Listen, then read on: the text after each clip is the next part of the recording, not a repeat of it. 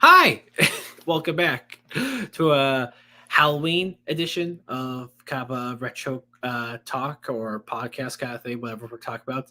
As you can guess, we're doing Beetlejuice.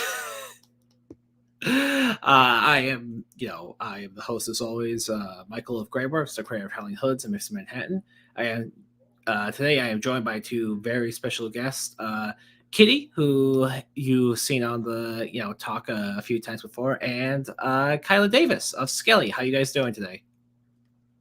Doing well. How are you? Pretty Nice.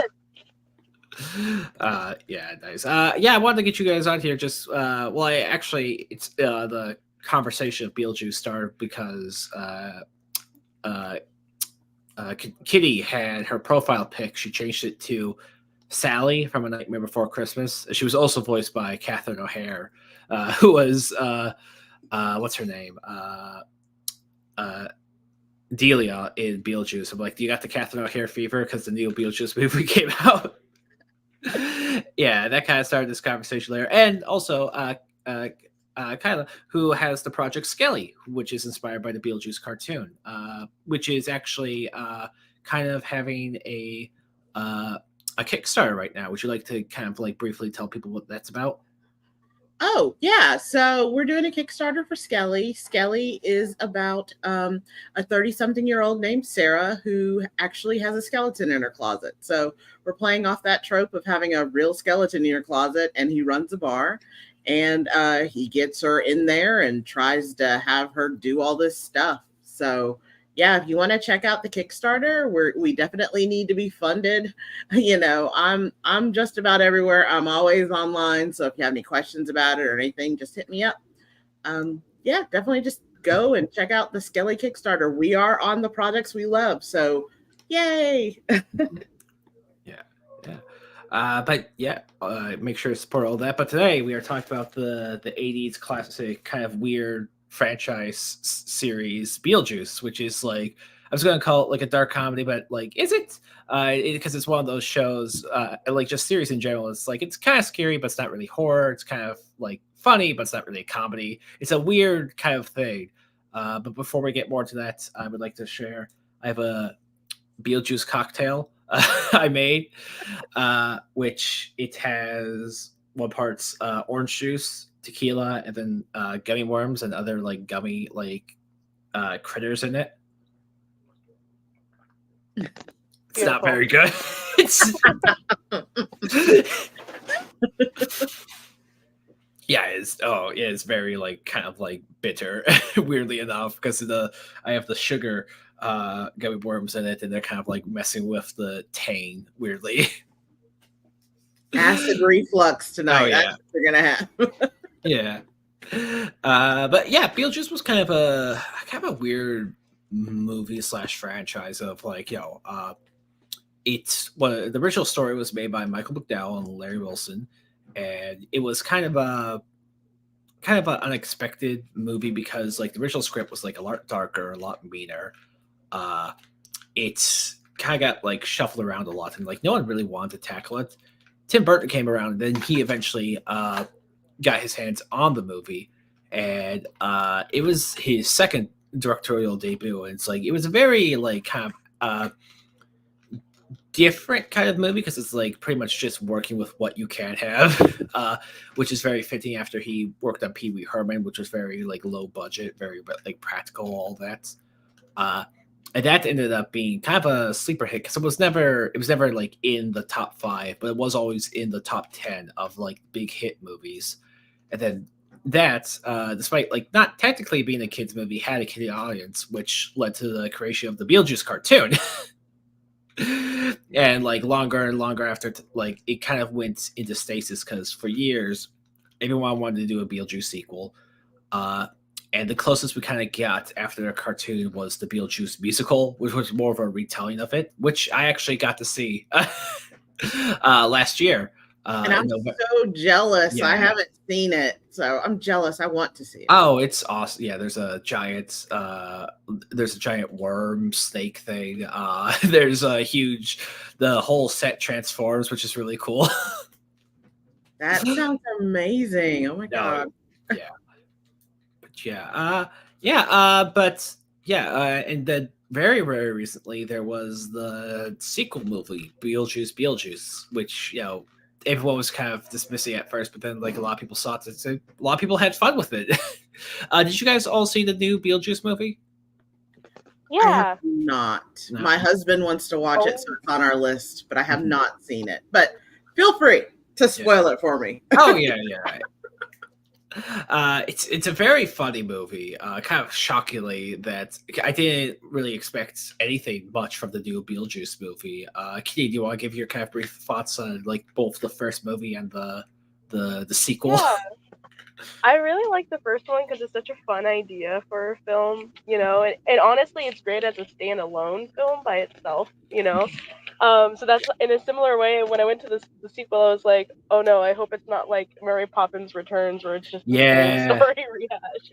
But I was very happily surprised that it was a very fun movie. My only complaint about it was that I wish the subplot was the main plot, and that the main plot was the subplot. Yeah, there's like 3 subplots of that movie, which Do you guys think it's too many? Yeah, Too many? Yeah, there's like 3. Okay. But it's one of those things of like is just a straight comedy at this point, so it's a bit more acceptable. And yeah, I think also kind of a charm of the first movie is that kind of how clunky everything feels, from like Beetlejuice himself to just the whole like world around them. The climax in that movie kind of comes out of nowhere as well, of Beetlejuice needing Lydia to marry him. Yeah, it's funny that the musical like makes note of Beetlejuice just saying it's just a green card scenario. That's funny. Yeah, I see it as that, and this is me coming into just seeing Beetlejuice, and I've only seen it recently, and when I say recently, like in the last year. So I had always been the cartoon, and I was like, oh, he loves Lydia, and then I watched the movie, and I was like, oh no, this is not where this should go. No, yeah, I gotta get out. Yeah, in the movie, he's definitely he's very much a creep. Granted, in the original script, he's like he's way worse, because in the original script, his whole thing was that he was trying to murder the parents, and then like just take Lydia and like force her to be his bride, like, which is really gross. Yeah. Here it's just like he wants to marry her as like a convenience just to get out, which is bad, but still. Right. But even, me listening, I haven't seen the Broadway musical, but listening to the soundtrack, it's still, even in that, doesn't seem like he's trying to do that. He's like trying to just say my name so I can do something, Yeah, well, in the musical, I did get to see it. He's a lot more kind of like playful, almost like the original cartoon, and it's not nearly as like violent or mean or creepy around Lydia. And he does have a lot more screen time, which is the benefit of not needing as much makeup on him. Music also was composed by actually an Australian guy who came to New York. Hold on, I want to get his name. Composer. Beetlejuice. Eddie Perfect, who is a like kind of a comedian, like a comedic like composer, stuff like that. He did like very jokey joke kind of stuff. And this actually kind of fitted him perfectly, because he's like, I want to go from like punk rock to like ballads to like scats, all in like one go.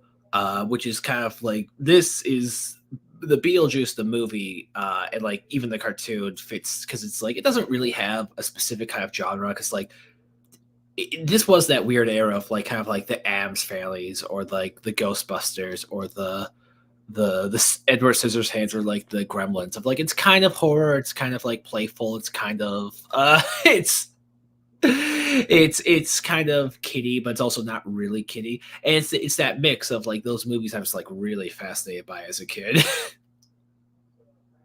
Right, most definitely. So yeah, like I said, I can speak to the cartoon, and that's about it. But just coming off the cartoon and going into the movie, I was, like I said, I probably shouldn't have been surprised. But I guess I'm surprised that it's on like, oh, the movies we love, because I guess it is that cult classic, and I don't see it because I just saw it. So I'm just like, he's a jerk. I don't understand. Like, I don't understand what's appealing about him he's not as charming as he was in the cartoon, and definitely not as charming as he is in the Broadway musical. So I was just kind of like, yeah. Actually, I did check out also, that was a weird era of cartoons that were like, you would have like adult stuff of like RoboCop and Rambo, and then you would make kid cartoons of them for some reason. But yeah, I did check out the cartoon and kind of into the history of it, of like how everything got reshuffled, it got kind of reproduced, and the theme was meant to kind of like be reminiscent of like Danny Elfman kind of stuff. But then like I did check out like kind of the first season of the cartoon. It was pretty good, especially for this era of like cartoon. Some of them were like, oh, these are good, but other cartoons from these eras was like, oh, this is just schlock. This is nothing. But yeah, this was it got off the ground because there was already a Tim Burton movie turned into a TV show with Batman. And so it's fun because like that became very grounded and serious, while the Beetlejuice cartoon became very zany and over the top and wild. Yeah, he had to like totally, it's a reverse. You know, for Batman, they wanted to sell the toys, but for Beetlejuice, they already sold the toys, and now they just want to make a cartoon for it, you know? Oh man, I'm sorry. that I went like halfway through it and it had like a really bad saying. Oh no.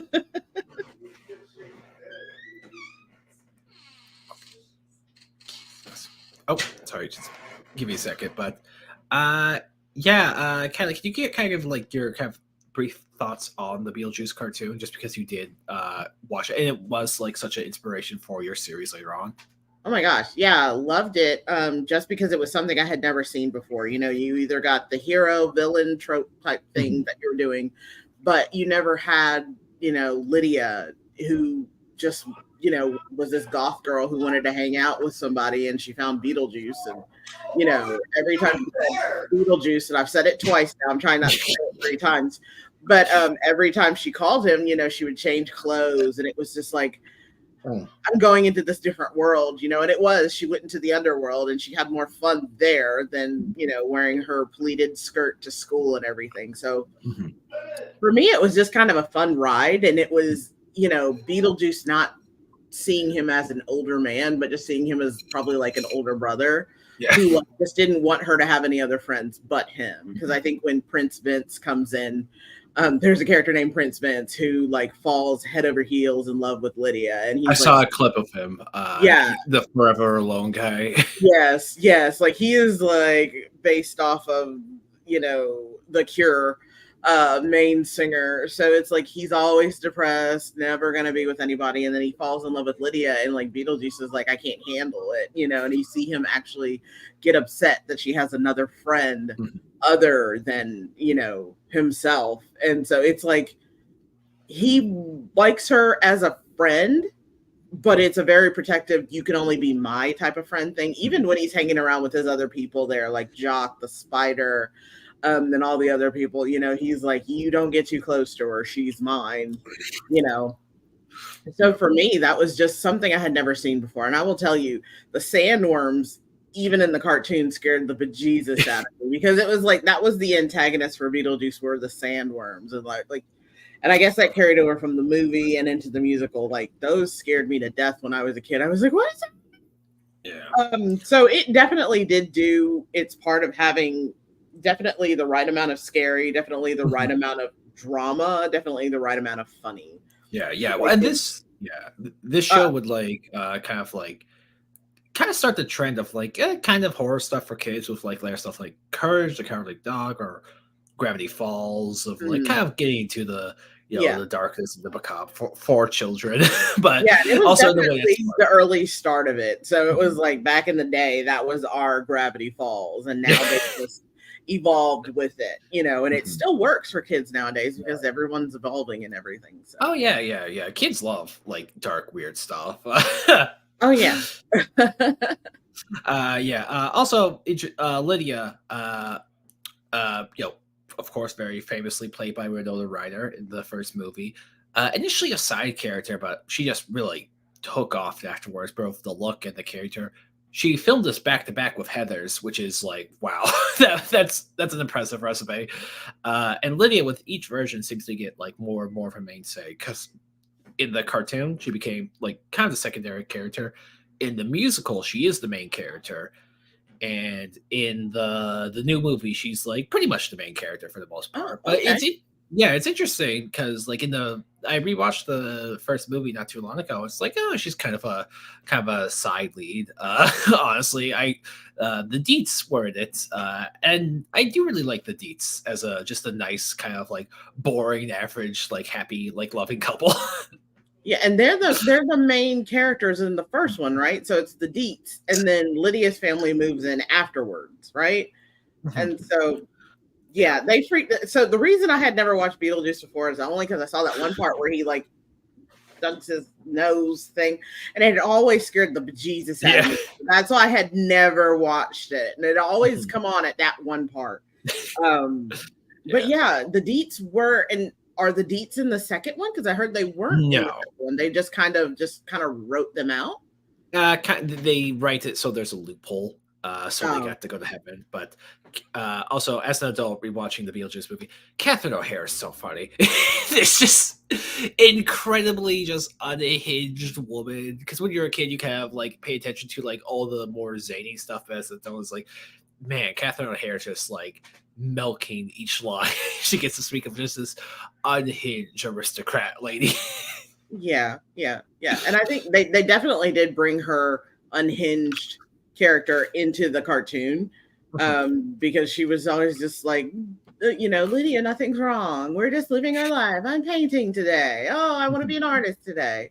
So that was definitely in the cartoon all the way. And her dad was just kind of, I'll just lay back and watch this and read the newspaper, type of deal going on. So yeah, it's interesting because in the musical it's all kind of flipped, where the Deets are kind of almost a joke, in not like a bad way, but in a good way. They are more side characters, but they are at the end of the day like more comedic. Like they're so boring and average and vanilla to the point where it's like exaggerated and funny. While the Deets do have more of a dramatic story place, and with their father Charles having way more of a character, kind of like a backbone to the series. And he's not in the second movie for reasons.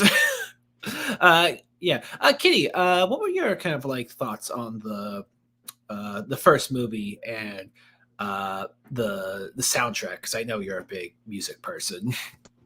Yeah, that's I love Danny Elfman, so like everything Danny Elfman makes, I listen to religiously.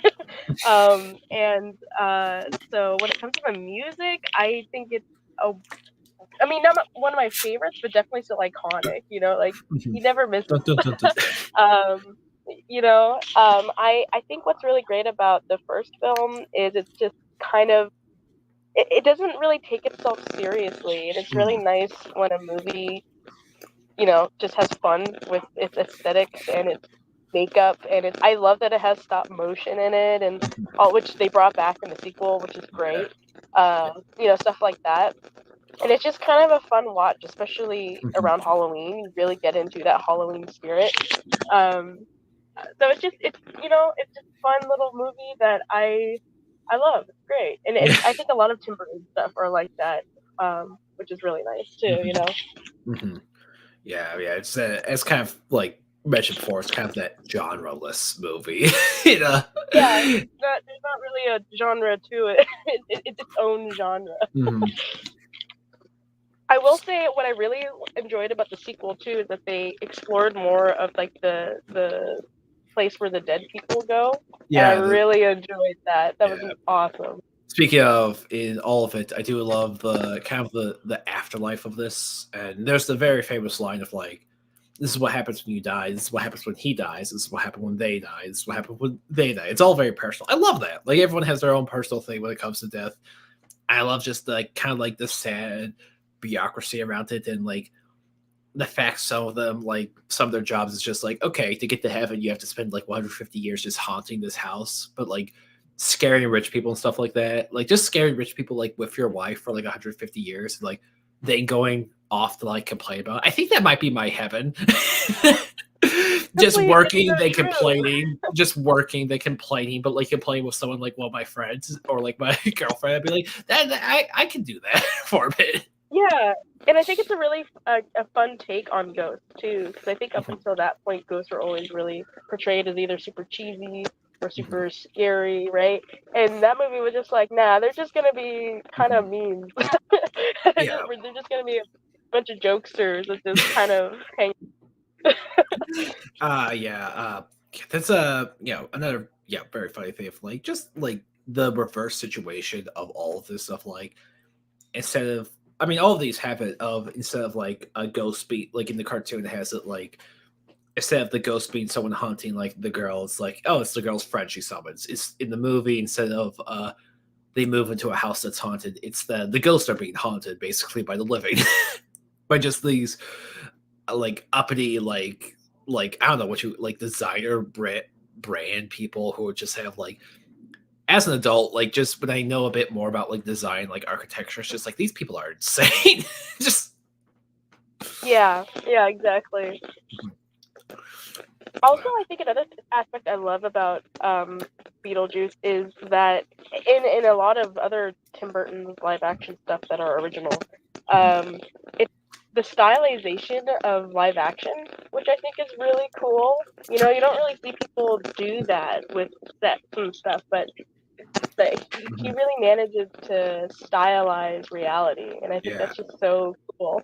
Yeah, I remember there's an interview with him and he was talking about like his big inspirations were both like German, like expressionism, which of course it's like if you want to make something small, you play with the sets essentially, and but also another one of his big inspirations, which I don't know why it took me this long to really get it, but it was Dr. Seuss, which I actually think works kind of best in the cartoon because you see like the zany, the funny side, the patterns, the Yeah. stripes, the characters with like the big heads and stuff like that. It's like Lydia with the like huge hair. Also, it's interesting because this is the era where like not a ton of cartoon characters had different outfits. It's like no, Lydia had different outfits in the cartoon, which is that's fun. Right. Yeah. Have you guys heard of like the potential sequels they wanted to do that they weren't able to do for a while? I don't think so.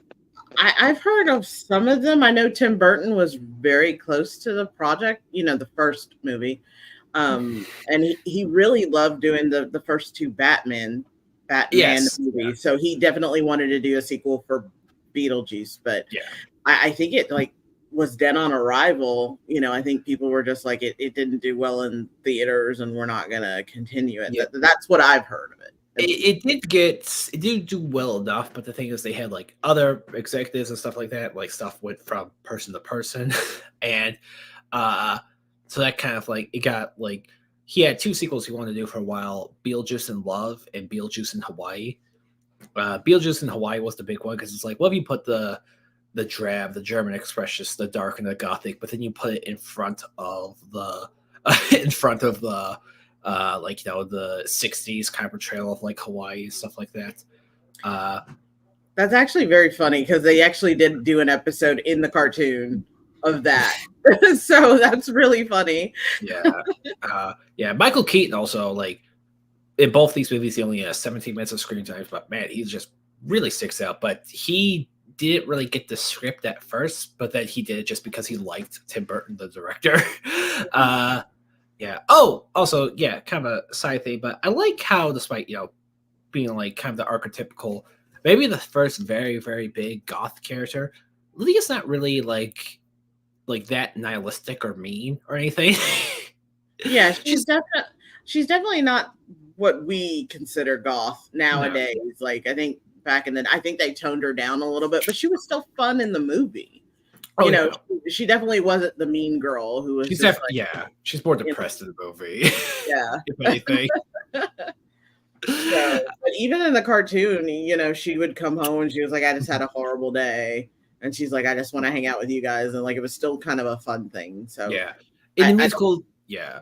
In the yeah, musical, they do play up kind of her relationship with her dad and Delia. Because in the musical, Delia and Charles aren't married yet. Their mother passed away recently, but Charles and Delia are going to get married. Basically, they're having an affair. And there's a very funny scene where she comes in with the deets. It's like, you guys gotta run, you gotta run. She like takes up off the sheets, only to reveal Delia's under there. So it's just to reveal that. Yeah, and it does give Charles more character as well. With him being like a lot like, you know, outwardly funny and stuff like that, as opposed to kind of being very dry and kind of like just a yuppie businessman from New York. yeah. Like he never was anything of any importance from what I'd seen from the first movie, and definitely in the cartoon. He was this kind of like the go ask your mother type of dad, you know. Yeah. And I'm guessing he was written out, but I can only imagine he was written out because he was played by that one guy. Yeah, Jeffrey. We don't talk about him, but Yeah, it's okay. pretty funny in the new movie. He gets his head bitten off by a shark, and he has to kind of deal with that the whole time. Oh, okay. So that makes sense. Yeah. Hi, Jenna. How you doing? Hey, so very No, sorry. I was you're good. reminding myself of this all day and work and traffic and anyway, amazing costume. Love it. How are you today? We're all doing good. We're just kind of having a casual chat of the whole Beetlejuice thing. But yeah, we're just doing the kind of like, you know, getting through the whole being dead thing game everyone's like takes. What are your kind of like thoughts on the Beetlejuice? Just the movie, cartoon, musical, whatever. You know, I like how all the iterations of that character kind of have like some similar core concepts to them, so that they all feel like they're based on the same kind of person. But I also like so much how they differentiate, you know, the movie Beetlejuice versus the cartoon Beetlejuice is like two very opposite extremes, from like, you know, dangerous demon to just like playful prankster. And then I what I loved about the musical was how they kind of split the difference there, where, you know, he can do some stuff that's not very nice, but he's a little bit goofy at the same time. Yeah. So it's just wonderful to see all the different takes that there have been on that character. Yeah, and Jenna, I'm sorry you missed it, but I did have a Beetlejuice cocktail that was disgusting. Which is Did you? Was it like a recipe or something you found? it was something I made. It was orange juice and tequila, salt, and gummy worms and like gummy like critters like bugs and stuff like that. Ooh. And it is like weirdly tasty. It sounds like a very intense experience. Oh yeah, I said acid reflux for the night. That's what that sounds like. Yeah, it does kind of fit the show and the character as well, because in all of them, I think the cartoon's probably maybe the least offensive, but like he's very gross in all of these. Yeah. No, like that's one of the nice things. Even in the cartoon, like he was much less lethal, but he still was like chewing on bugs and, you know, just like living in all that stuff. Yeah. So I went through both of them, and it's nice to know that that like, you know, each of them have like their very own take. So it's just like, oh fuck, I forgot his voice actor, but the voice actor for the cartoon.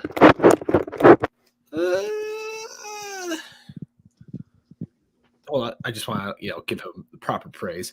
Mm-hmm. Stephen Olmenti. He wanted to do it in a way that's not just like ripping off Keaton and Alex Brightman. Of course, he wanted to do it in a way that wasn't just like, you know, doing either of those two. So it's like kind of a meet in the middle. Alex Brightman also, even if you just heard the musical itself, like just the soundtrack, like incredible performer. Just Alex yeah. is everywhere. That whole cast was amazing. I saw that show multiple times with multiple different like nice. cast members swapping in and out, and Yeah. just and very well staged, and they really hit it with the songs and did a great job like basing it on the movie, but not having it be like a shot for shot of the movie.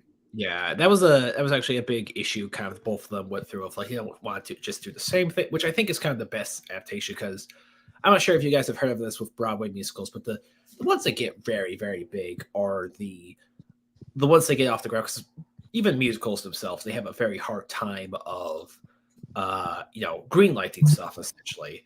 And so a lot of the stuff that gets a lot of funding now is stuff like that's based off previous like properties. Infamously, there's stuff like the Spider-Man musical, but now there's stuff like the Jimmy Buffett musical or the Back to the Future musical or the blah blah blah musical. And a lot of those do seem like cash grabs, but the Beetlejuice musical is like if you hear Beetlejuice but musical, it's like that actually kind of fits. Yeah, it worked really well, and the way they presented it worked really well. And, like, you felt like you wanted to understand this version and this take on the story. Yeah. It just, I mean, even the opening number has Beetlejuice say such a differentiating start from the original source material, and so early. Because he serves as both like the narrator and the villain of the movie, which doesn't get done a ton. I want to see the musical so bad. But I know, so I have a burning question that comes from the musical. Like, why can't he say his own name? Is that ever explained across anything? In the musical, only alive people can say his name and it can work. Okay. I think in the movies as well, it has to be a living person saying his name. Well, the ghost can say his name. Movie. Yeah, right. He can't tell them what his name is. They have to read it, or he has to do like a miming thing. Do fake charades, essentially. Yeah. Okay, that's always been that's the burning question. That's why it made the musical seem so interesting to me, because I was like, so why can't he say his name? And my husband was like, he can say his name, and I was like, no, he says it in the song. He can't say his own name. But he also like has to be spoken 3 times in a row by a live person in the musical, which leads to like maybe the most famous song of the musical. It must be Spoken Unbroken. Yeah, Say My Name, which has just been. Also, this is an interesting thing of the musical. It actually had a shockingly tough time getting off the ground. But the thing that did get it off the ground was TikTok. Of like basically people would take clips from the musical, like do one of those, I don't know, the TikTok dances or whatever. I don't use a ton of TikTok, but that sound became very, very viral. It got like all over the place. All the songs came out just insanely just catchy and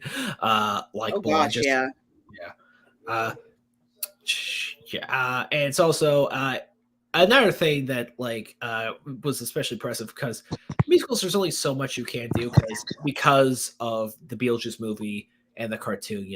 Being a movie and a cartoon, they could do stuff like animatronics or puppetry or stop motion, or the movie. The TV show was actually able to was one of the first ones to do like mixed media, like it had some CGI and live action, which is honestly, it kind of took me out the first time I saw it. Like, For that. But the musical does a very good job of playing pretend, because that's kind of the point of a musical. It's able to really accentuate like so much stuff is going to go on. Like, even if you haven't, like, I highly suggest just like looking up clips of it, because the whole the Deo song in the musical is just so much fun, because they have like a pig that's like a puppet and stuff like that. It's so cool. I gotta go see it. It came to Birmingham, and that's about a 2-hour drive for us. My husband was like, I don't think I want to drive 2 hours for it. And I said, well, I do. So I need to see it. I want to see it so bad, but the bad thing is I want to see it with the original cast, which I know they don't do when they do the traveling shows, they don't have the original cast, because that's what I'm used to from the recordings. I don't know. Yeah. I'm an odd duck like that. I guess I'm a purist. Like even like Hamilton, I didn't go see that until they put it out because I wanted to see the original cast. Hold up, what's I was speaking of the original cast. Sophia and Carissa as Lydia was like 19, maybe 18 when she was cast, and it's kind of when you watch her, it's kind of shocking because it's like she's such a small person with just an incredible voice of the. Sorry. But yeah, the Sophia who played Lydia in the Broadway, she was like 18, 19, like maybe a year older than Jenna Ortega when she not Jenna Ortega. I'm sorry, I'm forgetting her name. I feel so stupid. Heather. The person who played Lydia after her. Hold on. Renona Ryder. Why did I forget that name? So stupid. But yeah, she was like a year older than her. But like Sophia has like just it's kind of jarring to see like such a small like young person deliver such a powerful, like she has like some of the biggest musical numbers in that movie. Even if you just listen to the recordings or the clips you see online. Yeah. She has a very high pitched voice. It's not Kristen Chenoweth high pitched, but it is up there. Oh yeah. Yeah. Then you have and Alex Brightman, he was a known name at the time. He did stuff like what was it, the Jack Black movie? School of Rock. He did School of Rock musical. He did some other stuff. Okay. Which he was like, well, no, but like this really launched him into stardom, and like afterwards he's done like Dead Paranorman. It's a Netflix show. It has like a ghost dog. If Frankenweenie? No, Dead Park something. Dead and Paranormal Park. Yeah. Yes. That. By Hamish. Yeah. Yeah, I think he did. It was great. Yeah, and then he did like Hell of a Boss and like has like a lot of animation stuff, which is fitting because he does have such a fun voice. Well, he has like I watched some interviews with him because I tried to do that voice for like a minute and I just could not because it's so incredibly scratchy. Oh gosh, yeah. Like I was surprised to hear a different voice from him. Speaking of Hell of a Boss, because he plays Fizzarolli. It's very different when he's young Fizzarolli, and of course after he gets in his accident, and then he's got that gravelly voice. And I was like, oh my god, how can you sing with that voice? That has to be like your voice is raw, man. Yeah. He does the same thing in Dead End Paranormal Park. Like he plays this little like cute little pug dog, and then and then like, but the dog is like kind of possessed sometimes by a demon, and all of a sudden it just like drops into that, and it's such a great thing to watch. Yeah. Look, Pugsley is what he plays, and I did see some interviews with him of him having like a more kind of like his voice is naturally low, so it's easier for him to get that kind of like deepness of the voice. I just wonder if now he's being typecast, because I wonder if everybody's like, no, I need you to do the gravelly voice. And he was like, I have other ranges. I'm sure he's like, I can do other voices. No, I want the gravelly voice. Yeah, certainly. That can definitely be an issue with certain aspects. But I think he's kind of like out there a bit more. Like he does seem to be doing more musical oriented stuff, which is always nice to see. Also, speaking of voices, I think that is kind of one of the reasons why. Jen, did you see the new movie, the new Beetlejuice movie? Yes. Okay. Why Michael Keaton worked in the new movie, because the voice is like it's just kind of like this, just a bit deep, and there's not like a ton of like physicality that needs to be put into it. But he effortlessly just slides back into the character like no days have passed. It was great to see him at it. I got to see this movie with. I was with my sister and her girlfriend, and the thing was like, it was one of those movies that it was like, maybe I want to see it, but like by the middle of the movie, I was shocked. I was just laughing hysterically at the what Beetlejuice is like doing pretend therapy bit and stuff like that. Which Yeah, I really like the whole cast in the new movie. Some of them just kind of meander a bit, which is like Hmm. at one point I get like the criticisms of like the stories and that type. But at the same time, it's like they're funny. Willem Dafoe is really funny in the new movie, which is like, yeah, might as well pass it. Yeah, and of course there is like some minor talk of potentially a Beetlejuice sequel. I said it 3 times. You said it 3 times. Yeah. We're doing the musical rules. He has to be spoken 3 times in a row. But Unbroken. Yeah. Because like they have the new Progressive commercial and he's asking that question. He's like, can I say a different word? Speaking Word queen. Like, didn't expect to love them, but I absolutely adore Bob in the new movie. I love that was great. Bob and his brothers. But also another thing about this movie is that the new movie was shot on digital. The original movie was shot, of course, on film. But I think this is something a lot of people miss with both like animation and like just shooting live action or CGI, is that there is definitely a nostalgia and reminiscence, and I do have it, of like older films. It's like we gotta shoot everything on film, like back in the day, and all the stuff we gotta do it hand drawn. But it's like if you know the techniques and if you know how to work about it, it can like just work like seamlessly. Like the lighting in the new Beetlejuice movie is just absolutely gorgeous. I just think of the one scene where he chops like a bobblehead in half and he like kind of like leans over and there's just a bright red light. It's just a gorgeous visual, as opposed to like I don't know, like some of like Tim Burton's other movies where he was like working for Disney, like Alice in Wonderland, where it's just like it's too much and it's like sensory overload a bit. I think when you let Tim Burton do what Tim Burton wants to do and you don't put him in a box, I think that's when he's at his best.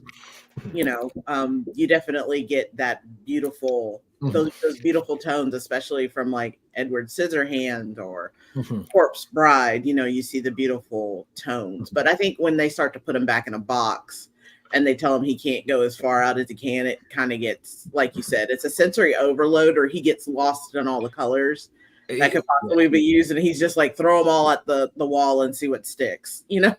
Did you ever see Sam Raimi's Wizard of Oz movie?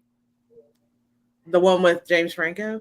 Yeah. It's not as bad as people say it is, but it's not good. It's not as good, but it's too not much.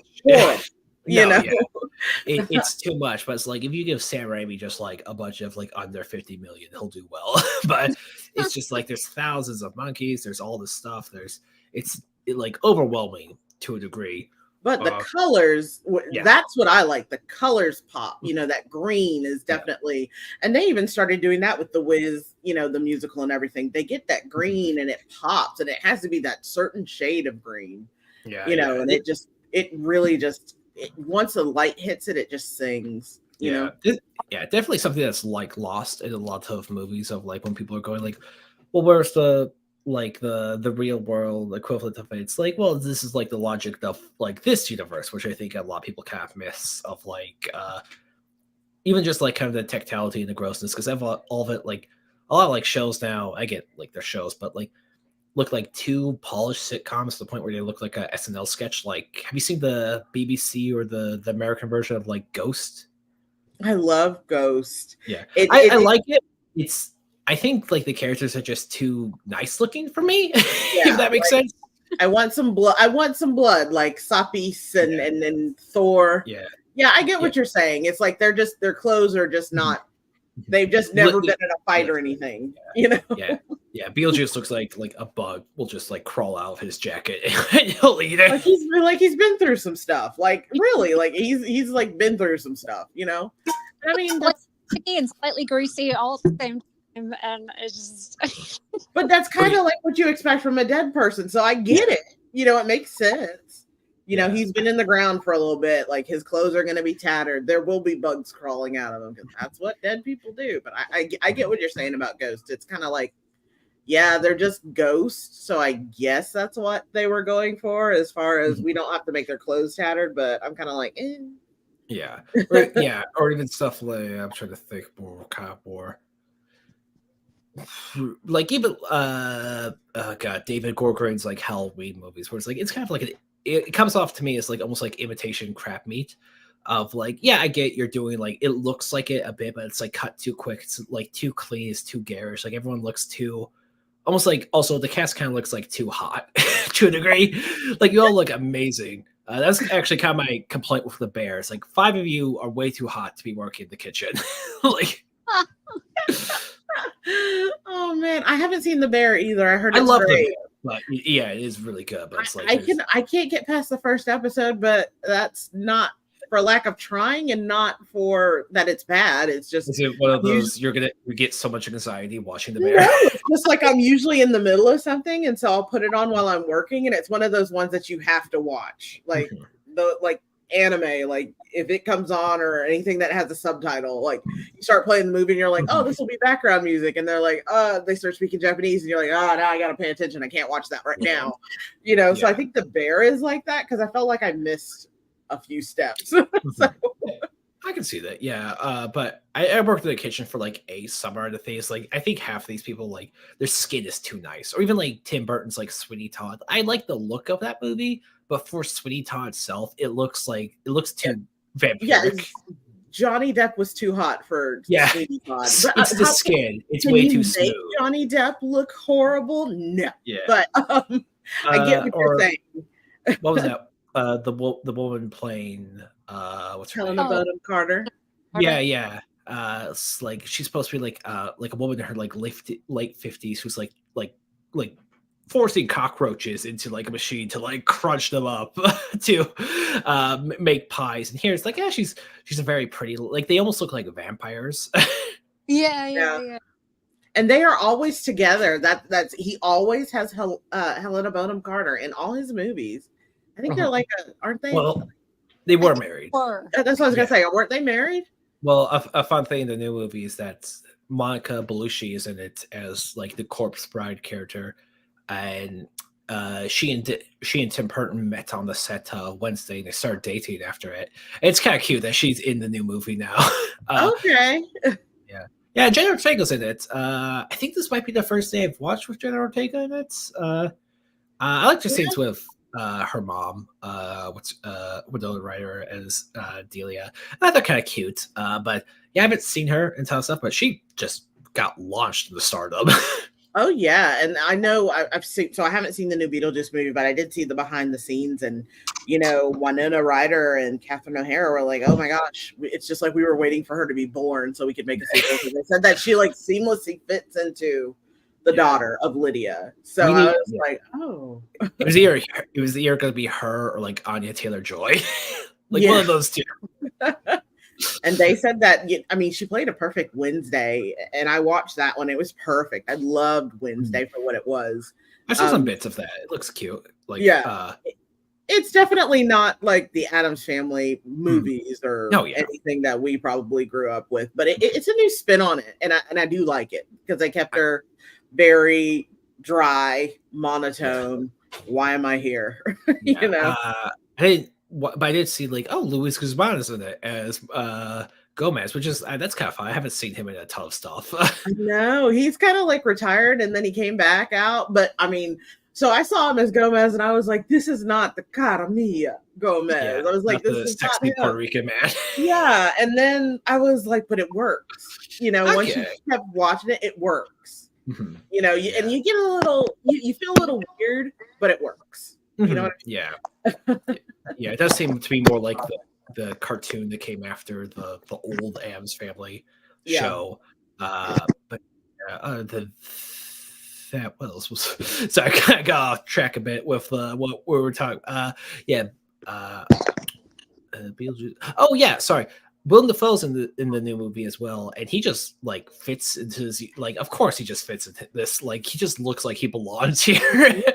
Willem Dafoe, any bad movie, and when I say bad movie, as a bad character, any movie he's in, he will seamlessly fit in. Like I am very surprised that they didn't get him to play the Joker in some of these movies because like he can just fit into just the way he looks, and there's nothing wrong with the way he looks. He just looks like a bad guy. Well, that was the original Batman movie. They originally wanted Willem Dafoe because one of the casting people said Willem Dafoe just looks like the Joker. Yes. He has that like the lines of his face just make that It just it looks so he has that iconic look to him. Yeah, he has that look of like someone who could fit into like any time century, if that makes sense. Because I'm not like saying this to like disparage like some actors now. A lot of them are great, but it's like there's some actors like Tom Holland or like even like Leonardo DiCaprio to a degree where you see them, it's like you look too modern, you look too up to date, your teeth look too well, you look too like you look like you'll be on the magazine. But that you see Willem Dafoe like in the 16th century, it's like he looks like he belongs here, or he can be in the like 9th century, or he could be in the future. It's like, yep, he could be in any time period. Yeah, he was in that movie with what's her face? Jennifer Lawrence? Emma Stone, that one. Emma Stone. I get them confused. That last movie. It was a weird movie. But he fit in there. But it was definitely a weird movie. If you guys hadn't seen it, I would just say just lock yourself in a room and watch it and make sure no one's home. Yeah. Well, I funny enough, I saw that movie in theaters and like 3 old couples probably thought it was just going to be a cute movie, and like 3 of them were just walking out of the which is definitely that was definitely a fun kind of experience for me. But it's like, man, I'm glad like this wasn't one of those movies I decided to like bring a family member or like a friend to. Yeah, I will say that I was the bad mom, and we started watching it on Hulu. And my son was in the room, and then I had to quickly turn it off. Yeah, I was like, get out! Yeah, the other movie he was in with those people. It'd be more fitting to watch Kinds of Kindness than that movie. I didn't know anything about the movie, and I went in not reading a summary, but back to Willem Dafoe, just him as a Spider-Man villain, I think that kind of just set him off just to be set up as a villain. I mean, he's just great as the Hobgoblin, and I don't think anybody can replace him going forward, because they're going to do a reboot sometime. That's the kind of thing that's both good but also kind of sucks about like superhero comics. Yeah. Well, they it's a different world. Oh, we gotta do Marvel New Age, so they'll reboot it. But I think as long as he is still alive and kicking, please, everyone cover everybody who's over the age of 60 up in bubble wrap, please. If he makes it through, I think he should always play that role. And I would love to see him as a Joker. Like if we do another iteration of Batman, I would love to see him as a Joker. Yeah. Also, another fun thing I forgot to kind of mention about all the stuff is that there's technically, I wouldn't say gore in this movie, but there's stuff like characters' heads being chopped off or like guts coming out, but it's very playful and fun. Kind of like if Dr. Seuss were to make something that was a bit more like horror oriented. Because even in the new movie, when Beetlejuice does like spill your guts, and like the guts are like green and like slimy and stuff like that, it's kind of gross, but still like kind of funny. And I was like gonna ask that, for the new age, did they make it more gross? Because it seems like everybody's trying to push that envelope. There are like stuff, but like the way that fits like the series of the character in general. Okay. As opposed to just like, I don't know, something like The Boys show where it's just like shock value to a degree now. Oh my god, seasons where it's just like, here's some fluids. Yeah. We also made a mistake there with my son, but we learned. We learned. If you see someone off, if you don't see this person on screen, but you hear audible moaning or yelling, your son should get out of the room. Your 8-year-old son out of the room. We've learned. It only took us 4 seasons? Yeah. Later on, Tim Burton would make stuff like Edward Scissorhands, which I think still might be his best movie, but also like Batman Returns. And the year after the first Beetlejuice movie, he made Batman with Michael Keaton. And man, it's really fun seeing just like a comedic actor both slide in and out of both like comedic roles, but also very serious roles and stuff like that. I don't know if you guys have watched, and I'm not trying to plug anything, but if you go watch Icons on Earth on Vice, and they actually do have a whole series, one of the seasons is dedicated to all the Batman movies. And they go really in depth with the Tim Burton movies and how they loved it and how dark it was, and how those movies were the best of the series that they had. They said they have to look at it as a series overall. The Tim Burton ones are the best. I remember watching the second, like those movies as like a kid, just be like, because that was like kind of an era where it's like PG but also kind of PG-13 but not really. So it's just like there's scenes of like people just like Batman just putting dynamite in someone's pants, or like Penguin vomiting up bile, or like biting someone's nose off. It's like, what is happening? Right. What is this? And you can just imagine me, 2 years ago? I love Batman, but only animated Batman. So 2 years ago, watching the first two Batman movies. So just imagine me, and I'm like, what is this? This is for kids. Yeah. There was an interview not too long ago with Tim Burton talking about stuff like Batman and his kind of the state of like even like Beetlejuice 2 now. He was talking about like how when he made the first Beetlejuice and the new the first Beetlejuice and the first Batman, there was a level of like kind of creative freedom at the time that you don't really see as much now, because like there is so much kind of, I don't want to say like nerd gatekeeping, but like nerd awareness, I guess is kind of the right way.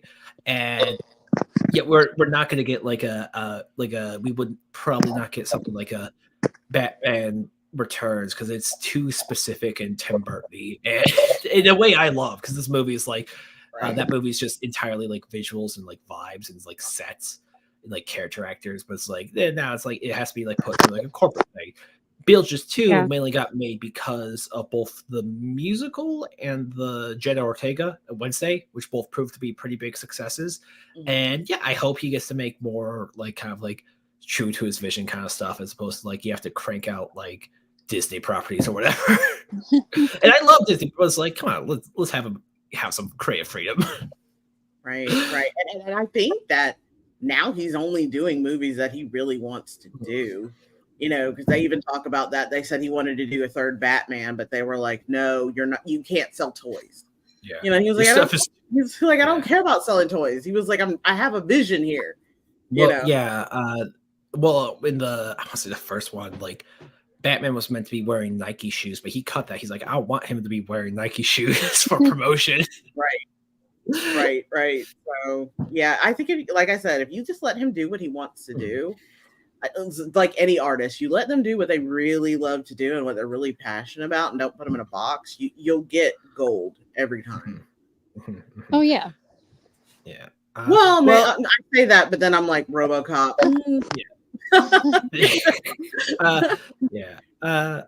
Well, okay, so this has been a very fun Halloween episode. Would you guys like to give your closing thoughts and like also plug where you're at? And like other projects you're doing? Kind of would you like to tell us a bit more about Skelly and the Kickstarter you're working on? Yes. Ooh. So yes, please go check out Skelly. It is actually one of the influences is Beetlejuice the cartoon. I loved it. So please check out Skelly. It is about a 30-something-year-old graphic designer named Sarah who has a skeleton in her closet. And no, not figuratively, literally, she has a skeleton in her closet. And he runs a bar, and she can't get any sleep because he's there. So go check it out. We have a lot of things up there. We have memes. We have a trailer. You know, we have lots of things, music videos. So yeah. If you guys feel inclined, please donate. We need $9,000. If you could help us get to our goal, it'd be awesome. Already donated, by the way. Yeah. And Jenna, would you like to tell us a bit about the Sunflower Club? Yeah, I'm Jenna. I work with the Sunflower Club. We're a small remote indie animation studio with various projects in different stages of production. Our latest one is the Good Work Company that shows up there. It's the it's when everyone gets blue and pink very quickly in this little thing. Yeah, and that one. And we actually did our first convention panel this past weekend, which was super fun to do. So check us out for indie animation and for promoting other people's indie animation. And we will be happy to come to any other cons in the future, because it was awesome to talk about indie animation with cool people. Nice. And I wanted to add to Jenna, like, The Sunflower Club is amazing, y'all. They're trying to bring an indie community, to the light, which that doesn't happen a lot, So definitely check them out. They're there to support you, and they're there to help you and help you get out there if you just need a helping hand. The Sunflower Club is awesome. So Jenna, I'm so happy I got to be on the show with you. Oh, thank you so much. And everyone, seriously, go support Skelly because indie animation costs a lot of money and Money. Yes. your help. Yeah. Yes, please. In the meantime, I'm Greyworks. I'm your host as always. I'm working on a little Halloween treat with Kitty from Night Grim, of course. Links will be posted. Halloween Hunt should be out soon. But thank you guys so much for joining me. This was a very fun Halloween treat. Until the meantime, take it easy and don't say Beetlejuice. Bye. Hey, everyone. How do I crap?